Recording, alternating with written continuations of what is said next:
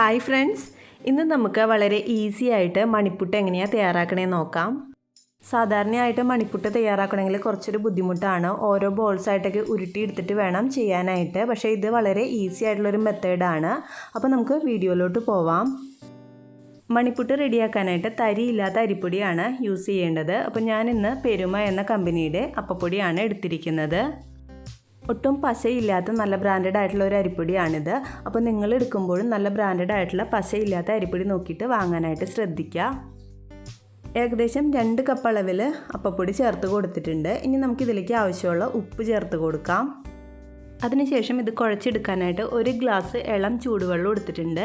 ഇനി നമുക്ക് ഈ പൊടിയിലേക്ക് കുറേശ്ശെയായിട്ട് വെള്ളം ചേർത്ത് കൊടുത്തിട്ട് ഇങ്ങനെ റൗണ്ടിൽ കറക്കി കൊടുക്കാം. കുറേശ്ശെയായിട്ട് വെള്ളം ഒഴിച്ച് കൊടുക്കണം. കൂടുതൽ ഒഴിച്ച് കൊടുത്താൽ പെട്ടെന്ന് തന്നെ കട്ടയായിട്ട് പോവും.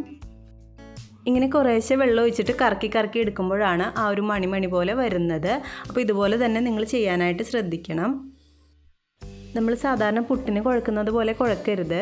ഇങ്ങനെ കറക്കിയിട്ട് വേണം കുഴക്കാനായിട്ട്. വലിയ കട്ടകൾ ഉണ്ടെന്നുണ്ടെങ്കിൽ കൈവച്ചിട്ട് ജസ്റ്റ് ഒന്ന് ഉടച്ച് കൊടുക്കുക. ഇതുപോലെ തന്നെ എല്ലായിടത്തോട്ടും ആ ഒരു വെള്ളത്തിൻ്റെ അംശം ആവുന്നത് വരെ കറക്കി കുഴച്ച് കൊടുത്തുകൊണ്ടേ ഇരിക്കുക. ഇത് കുഴച്ചെടുക്കുമ്പോൾ പ്രത്യേകം ശ്രദ്ധിക്കേണ്ട കാര്യം, കുറേശ്ശെ വെള്ളം ഒഴിച്ചിട്ട് എല്ലായിടത്തോട്ടും തളിച്ച് കൊടുത്തിട്ട് വേണം കുഴച്ചെടുക്കാനായിട്ട്. ഒരുമിച്ച് വെള്ളം ഒഴിച്ച് കൊടുത്താൽ വലിയ കട്ടകളായിട്ട് പോവും.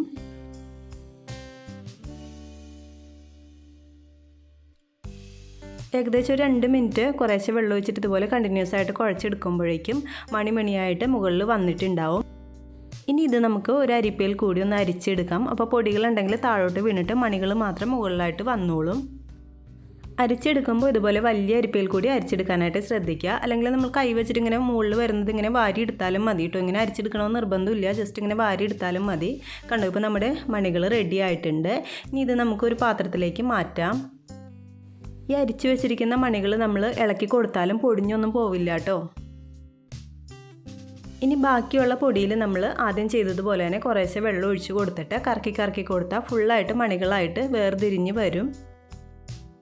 ഇങ്ങനെ കറക്കി കൊടുത്തുകൊണ്ടിരിക്കുമ്പോൾ മുകളിൽ വരുന്ന മണികൾ നമുക്ക് കൈകൊണ്ട് തന്നെ വാരി മാറ്റാം. അതിനുശേഷം വീണ്ടും കുറച്ച് വെള്ളം ഒഴിച്ചിട്ട് വീണ്ടും അതുപോലെ തന്നെ ഒന്ന് കറക്കി കൊടുക്കാം. നമ്മളിങ്ങനെ കറക്കി കുഴച്ചെടുക്കുന്നതുകൊണ്ടാണ് കേട്ടോ മണികളായിട്ട് വേർതിരിഞ്ഞ് വരുന്നത്. അപ്പോൾ ആ ഒരു രീതിയിൽ തന്നെ കുഴച്ചെടുത്താലേ ഈ ഒരു രീതിയിൽ മണിപ്പൂട്ട് തയ്യാറാക്കാൻ പറ്റുള്ളൂ.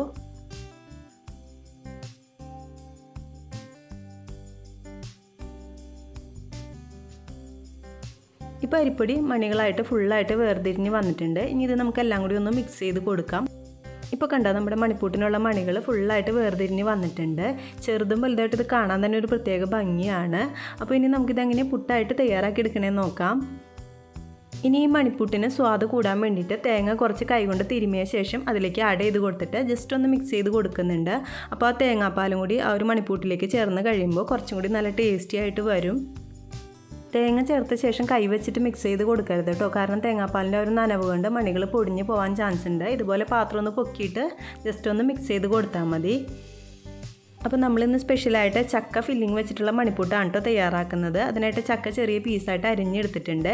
ഇനി നമ്മൾ ചിരട്ട പുട്ടുമേക്കറിലാണ് ഈ ഒരു മണിപ്പൂട്ട് തയ്യാറാക്കുന്നത്. നിങ്ങൾക്ക് സാധാരണ പുട്ടുമേക്കറിൽ വേണമെങ്കിൽ തയ്യാറാക്കാം. ഇതിനടിയിലേക്ക് ആദ്യം തന്നെ കുറച്ച് തേങ്ങ ഇട്ട് കൊടുത്തിട്ടുണ്ട്. ഇനി നമുക്ക് അതിൻ്റെ മീതേക്ക് കുറച്ച് ചക്കയുടെ പീസസും കൂടി ചേർത്ത് കൊടുക്കാം. അതിനുശേഷം അരിപ്പൊടിയുടെ മണികൾ ഇതിൻ്റെ മീതേക്ക് ചേർത്ത് കൊടുക്കാം. അപ്പോൾ നിങ്ങൾക്ക് ഈ ചക്കയുടെ പീസസ് വേണമെന്നുണ്ടെങ്കിൽ ഈ അരിപ്പൊടിയിൽ മിക്സ് ചെയ്തിട്ട് ചേർത്ത് കൊടുക്കാം കേട്ടോ. ഞാനിപ്പോൾ അടിയിലും മുകളിലും മാത്രമേ യൂസ് ചെയ്യുന്നുള്ളൂ. പിന്നെ നിങ്ങളുടെ അടുത്ത് ചക്ക ഇല്ലയെന്നുണ്ടെങ്കിൽ അതിന് പകരമായിട്ട് പഴം ഇതുപോലെ നുറുക്കിയിട്ട് ചേർത്ത് കൊടുക്കാം. ഈ മണികൾ ഫുള്ളായിട്ട് ചേർത്ത് കൊടുത്ത ശേഷം അതിൻ്റെ മീതേക്ക് വീണ്ടും തേങ്ങയും ചക്കയുടെ പീസസും കൂടി വെച്ച് കൊടുക്കുന്നുണ്ട്. ഇനി നമുക്കിതൊരു കുക്കറിൻ്റെ മീതേക്ക് വെച്ചിട്ട് ആവി വരുമ്പോൾ അടച്ച് വെച്ചിട്ട് ഒരു 10 മിനിറ്റ് വേവിച്ചെടുക്കാം. സാധാരണ പുട്ട് വെന്ത് വരുന്നതിനേക്കാളും കുറച്ചും കൂടി സമയം പിടിക്കും ഈ ഒരു മണിപ്പുട്ട് വെന്ത് വരാനായിട്ട്.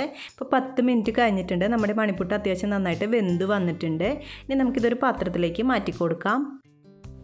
അപ്പോൾ നമ്മുടെ വെരി ടേസ്റ്റി ആയിട്ടുള്ള സ്പെഷ്യൽ ചക്ക വെച്ചിട്ടുള്ള മണിപ്പുട്ട് തയ്യാറായിട്ടുണ്ട്. ചക്ക ഉണ്ടെന്നുണ്ടെങ്കിൽ നിങ്ങൾ ഇതുപോലെ തന്നെ ഒന്ന് തയ്യാറാക്കി നോക്കൂ. വളരെ ടേസ്റ്റിയാണ്.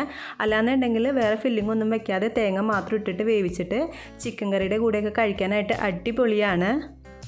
അപ്പോൾ ഈ ഒരു റെസിപ്പി നിങ്ങൾക്ക് ഇഷ്ടപ്പെട്ടാൽ എൻ്റെ വീഡിയോ ലൈക്ക് ചെയ്യാനും ഫ്രണ്ട്സിനൊന്ന് ഷെയർ ചെയ്ത് കൊടുക്കാനായിട്ടും മറക്കല്ലേ. Thank you.